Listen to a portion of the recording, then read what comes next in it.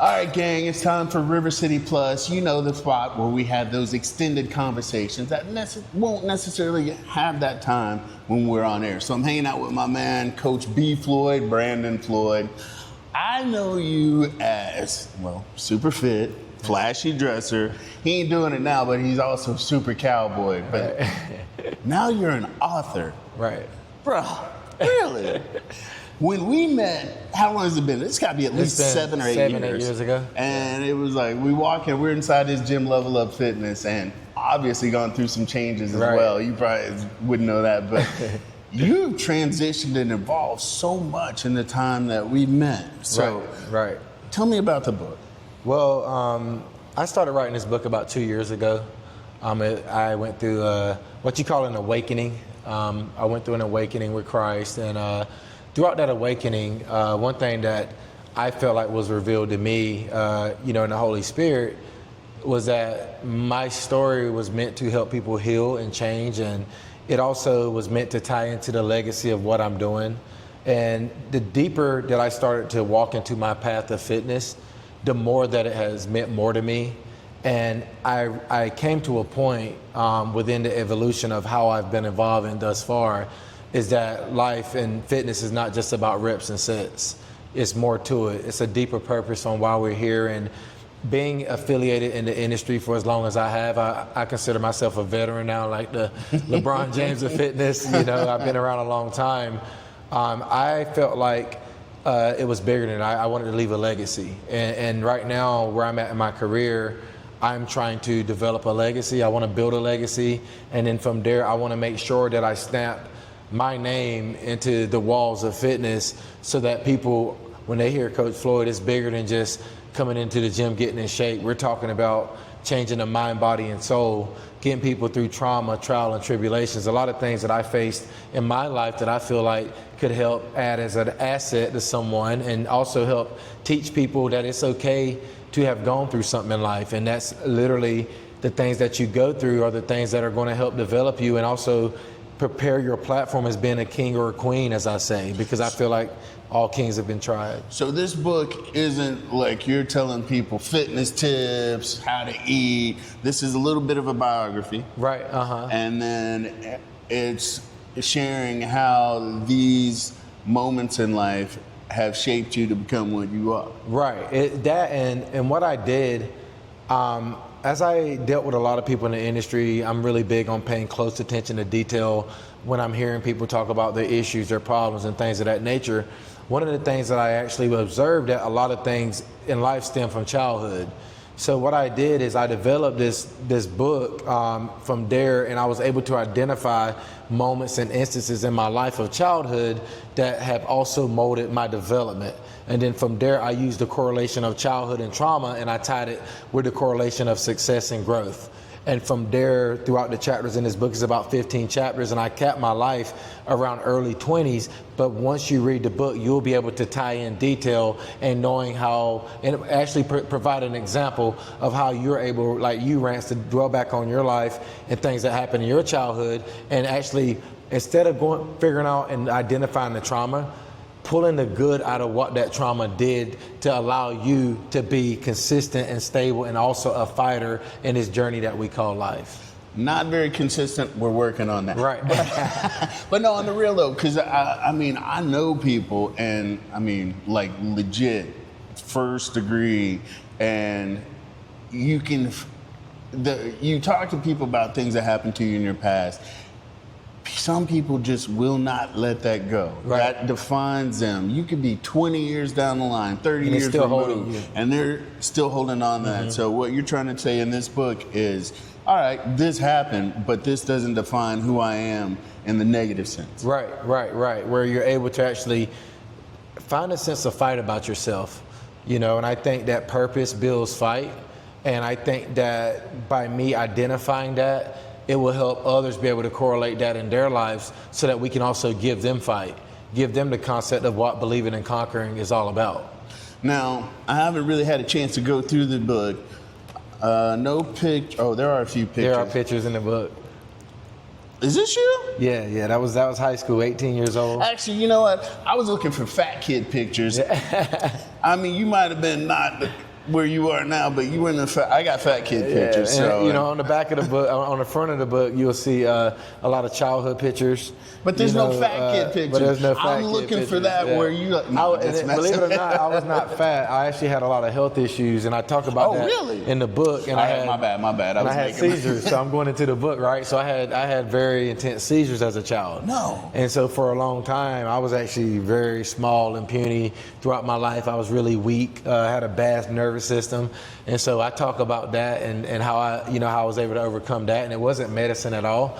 You know, but mind you, this is the mind, body, and soul and holistic approach of what I'm talking about. So that's like the story of Captain America. You remember when he was all little and scrawny? Right. But he's done it the natural way. So I'm sorry about the fat kid jokes, but so he was a skinny kid, and he's turned into this machine. Now, people might not. This book is actually going to help a lot of people really understand you, because, like I said, I was joking about especially the fact, understanding me as a coach. Yeah. And that's why I love for my clients to read it, because they're like, God, Coach B is so relentless. Or if you see me on social media, you're like, oh God, that guy is crazy. But you want to understand, like, where's that fire coming from? Or they say, how do you have so much energy every day? Or how are you able to do this consistently? I think when people do read that book, they can understand me. So now when I'm in them or I'm on them or I'm giving them those extra miles to go, they know that you can go those miles because they understand me and why their miles are so important to me. So when you first got into this business, did you have that mentality where you were really looking to change people's mindsets? I mean, yeah, you wanted people to get healthy. No, we're seeing all these before and afters where people were like here and now they've gotten sexified. When you first started, were you more about I'm getting people fit, and kind of conveyor belt? Well, and I don't mean in a negative. Right. When I first got in this industry, actually it was for finding my identity. Mm-hmm. And I started fitness. I had my first job as a fitness instructor when I was 16 years old. But I've also was a high school athlete, collegiate athlete. And when I stopped pursuing football, I had to figure out where my next passion was at. Although I had the experience in the industry since I was 16, I didn't identify that as being, okay, this is my legacy. So when I got in that industry, that is when football was done, and I had to figure out and I had to search deep to find, okay, what can I do now to be great? Mm-hmm. And I was always into fitness per se, but I never imagined that the magnitude that I would run with it and actually helping people. My vision was just to have a cool gym, blah, blah, blah. But when I really got into this industry and I was able to identify that was my purpose. My purpose was just to get into the industry, to do something that I love to do, to offset the trauma and what I went through when football was up, because a lot of athletes from a high school to a collegiate to a professional level, once the game is done, they also are done mentally. Mm-hmm. So I did it to kind of tap into another way of life. And I didn't know during that time frame that God was going to take it and attach it to me and push me as far as he has done so far in this industry.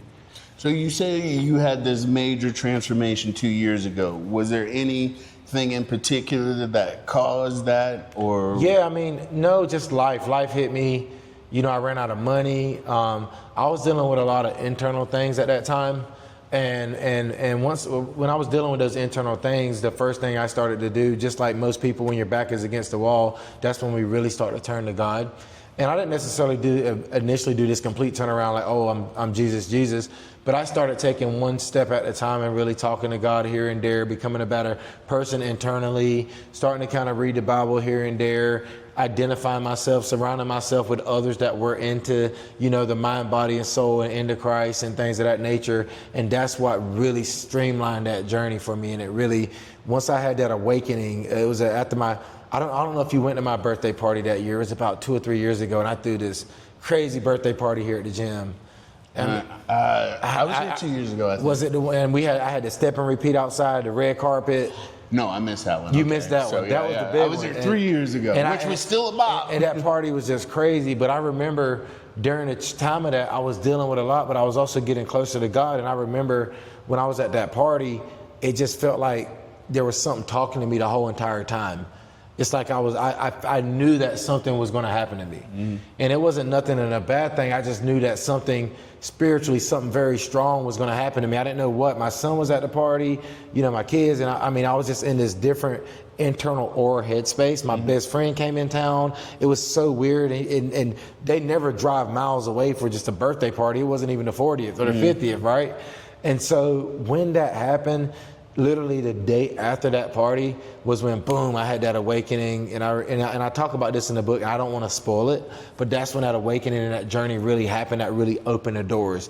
And it's so crazy because all the things that you're asking, you're spot on with what I talk about in Believe and Conquer. So I can't spoil it. All right, so no more questions. Yeah. No more questions. All right, if people want the book, where can they get it? You can go to Amazon.com, Believe and Conquer. You look up the word in the search bar, Believe and Conquer. Actually, I have over 20, 30 reviews. I've only had the book out probably for 4 to 5 weeks. You know, a lot of people have bought it, a lot of great feedback. But if you go to Amazon.com, you put Believe and Conquer in the search bar, it comes right up. You can purchase the book. There's paperback, hardback, ebook, and I also have copies here at the gym at Level Up Fitness Jacks, 311 10th Avenue North. Everybody knows where I'm at. Or if you need to call me, remember 904 Fitness. It goes straight to my phone. Are we putting up any affirmations up on the socials? Yeah, I have been putting things on the social too.